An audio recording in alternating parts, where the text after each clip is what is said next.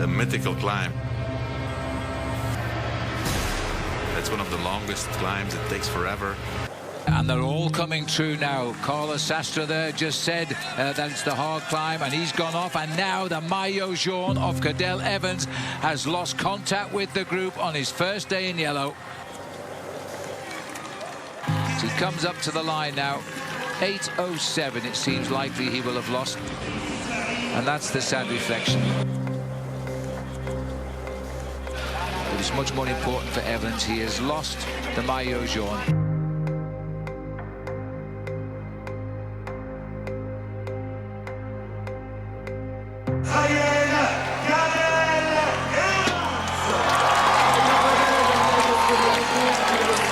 Well, he's got himself the prize that he's always wanted. What a remarkable turnaround. I mean, how did Cadel Evans go from breaking down on stage 9 of the 2010 Tour de France to winning it in 2011, especially after 6 years of trying and failing every time? Well, it all has to do with the most important coping skill required for success: resilience. And resilience is simply the ability to endure and adjust to pressure. And it will help all of us learn how to bounce back from setbacks. I enlisted the help of Dr. David Fletcher, who created this thing called mental fortitude training, because you see, Cadel changed things in the 3 key areas in the lead up to the 2011 tour. And we can link these changes directly to the 3 key areas of mental fortitude training. Understanding these will also help us build the resilience we need to succeed in cycling. From the beginning, Cadel was different. A golden boy, blessed with talent and built for professional cycling. Victories came early, whispers of greatness followed him, starting in the early 90s. I remember watching Cadel win multiple national mountain bike championships in Thredbo, Australia. Go Cadel, go! He rode upper level in elite senior men's class at the national mountain bike events as a junior, and even got 5th place in an elite men's World Cup in Cairns, Australia. And this result was so remarkable that they added the top 5 to the podium, a tradition that continues today. Future Tour de France winner Phil Liggett declared in 1999, but years flowed by, trophies remained elusive, the climb got steeper, the competition fiercer. And this is the most interesting part of Cadel's journey. His resilience was built upon the pressure of not fulfilling his potential or meeting expectations. This pressure continued to build as he grew older. And to bring it back to you and me, it really doesn't matter where this pressure is coming from. It's about how you face this pressure. And this is the essence of resilience. For me, it's about an individual withstanding or adapting to pressure. So there's sort of 2 elements to it. The first one is the withstanding. So it's this idea of, the way I explain it to kids at the simplest level is having this sort of protective force field around you which can deflect a lot of the pressures that are coming in, so they don't get through and they don't get to you. And then I mentioned the other aspect is adapting to pressure. It's this idea of bending and rebounding back, so this idea of bounce back ability. And so if any of these pressures do get through, they basically don't get through for long, or if they do, they don't throw you off course too much. So that for me, there's these 2 sort of elements to resilience and what we're trying to teach when we're teaching resilience in sport context. But in Cadel's case, the pressure kept on coming. Each year, the whispers turned into murmurs, the hope to doubt. Was he just another pretender? Could he even win on the world's biggest stage? To have a chance, Cadel had to work on the first focus area of mental fortitude training: developing personal qualities. But the first big question I have is, well, according to Dr. David Fletcher, while the debate continues, resilience often starts with our genes. A variety of personality traits influenced by your genes can help you perform better under pressure. An example of this would be being an optimistic individual, or darker traits like narcissism and self-absorption will change how you respond to pressure. But it's not that simple. This is a moving target. People change. The evidence for this? We're not the same that we are in our mid-20s or 30s as we were when we were 11 years old. We've grown up, developed, We've learnt different skills and strategies from coaches and mentors and sports psychologists. At the top level of sport, you're going to find people that have both genetic aspects of psychology and engage in mental training. So basically, yes, you can naturally have more resilience, but it's a matter of building on whatever you already have. Something Cadel has mentioned before, dealing with setbacks, is something that is much the same as building your physical ability. And while I believe this is something that Cadel did build up over time, there was one key element that changed after the 2010 Tour de France that made the difference between winning and losing. But how about you? How can you discover and use your psychological characteristics for performance? Begin by assessing your current psychological strengths and areas for growth. Tools like personality tests or feedback from coaches and peers can be helpful here. Practice mindfulness to stay present during rides and reflect on your experiences. What psychological barriers did you encounter? How did you overcome them?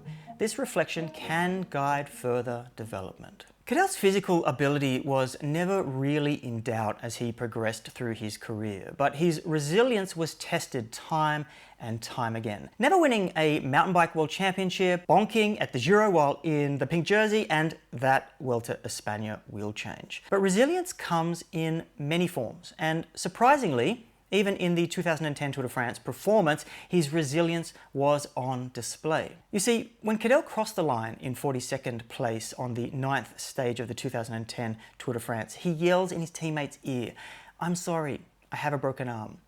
You can actually see the blue tape if you look closely here. His teammate, like most people, couldn't believe Cadel was able to keep going. To dig into this part of resilience, Cadel recalls the day further in his book, where his BMC team manager decides that it's best to speak about his injury publicly, and Cadel tells the press, "I suffer on my bike every day, but I do it with pleasure. The guys and the team have supported me and believed in me this whole project. I'm so sorry to have let them all down." This brings us to the second area of focus in mental fortitude training, the environment, specifically supportive environments. Cadel talks a lot about the role people played in each step of his career. Damien Grundy, Aldo Sassi, people and times where they helped and influenced him. And although it's hard for me to say how different the support environment at his final team, Team BMC, was, you can't deny that it was a very important factor in his approach to the 2010 and 11 tours. I mean, he just said this in his statement at the 2010 tour. Now back to you. What does your performance environment look like? If you don't have one, try to seek out supportive networks. Actively seek out cycling groups, coaches, or teams that prioritize autonomy and support. This environment encourages personal growth and resilience. Finally, leverage mentors. Identify individuals who have impacted your cycling journey or who you admire. Reach out for advice, mentorship, or just a discussion about their experiences and strategies for overcoming challenges. As I've mentioned, the ongoing pressure kept building every year that Cadel didn't win the Tour de France. The 2010 result added up to failing to win for 6 straight years. And to inject myself into the narrative as a long-time supporter, I, like many of the people around me, and this really does trouble me to say, had pretty much given up hope that Cadel would ever win a Tour de France. But it's right at this point in Cadel's response to this specific failure that things get really interesting in our study of resilience. And it all has to do with the third focus area of mental fortitude training: mindset. In particular, the skill to assess and understand pressure in a positive way. I haven't been able to find anything about exactly how Cadel was feeling after the 2010 Tour result. I've heard him talk about 2010 saying he was fit and he was in yellow and it was only the broken arm that stopped him from doing better.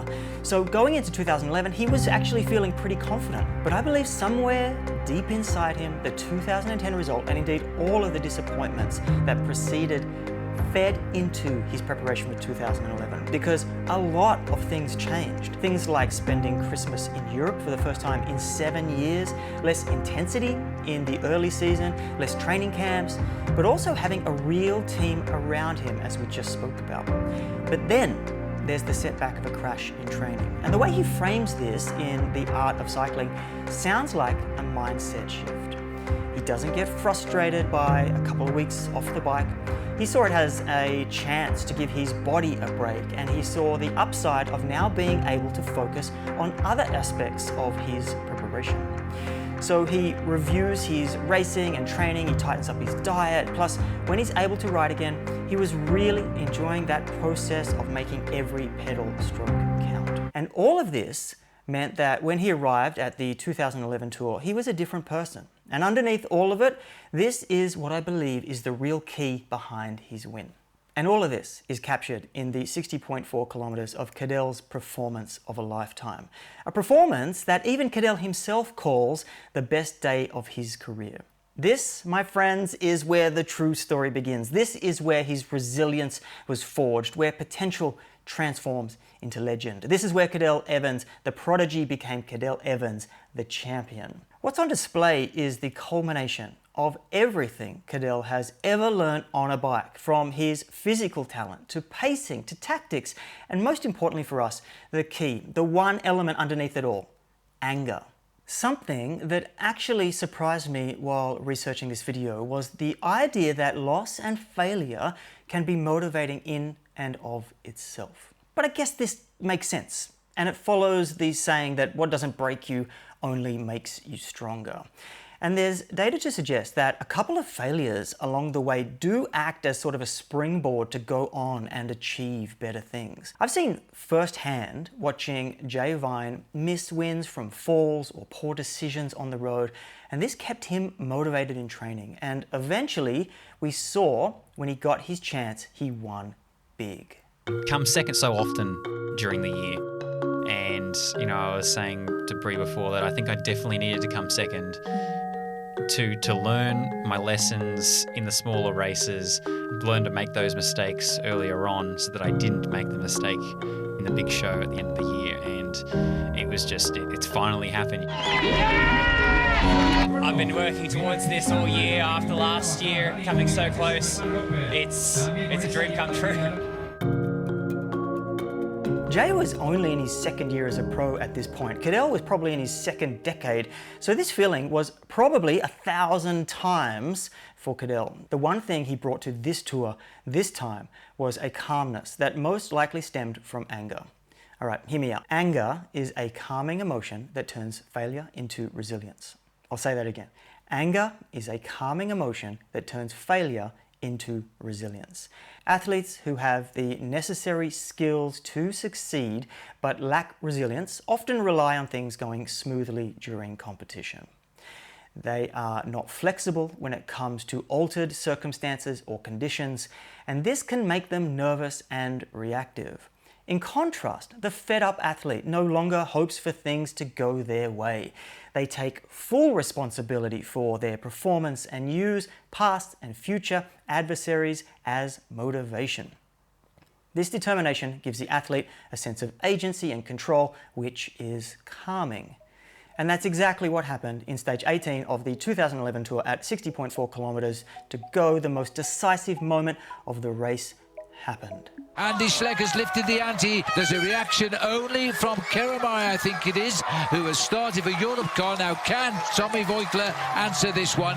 They're going to have to do something. He's gone very early. Tommy Voigtler, what about Alberto Contador and what about Cadel Evans? They've got to respond. To be put there on my own, chasing down. I'm like, teammates chase, no one. Well, it's up to me or nothing. Despite everyone's panicking, and you learn to stay calm and just concentrate on what you need to do. And I really had to put all my years of experience to use that day on that final climb and just ride the fastest tempo I could to maintain or maybe take a bit of time back on Andy. We get the calm from Cadel here.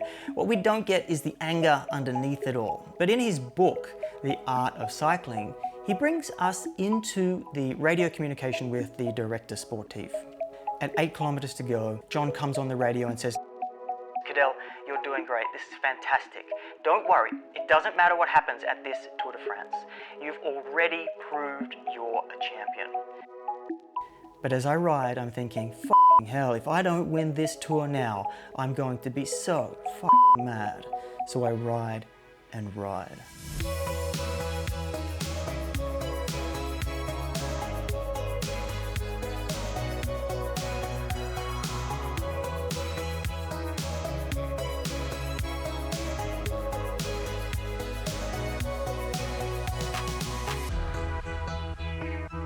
Evans. He's got it down to just on 2 minutes.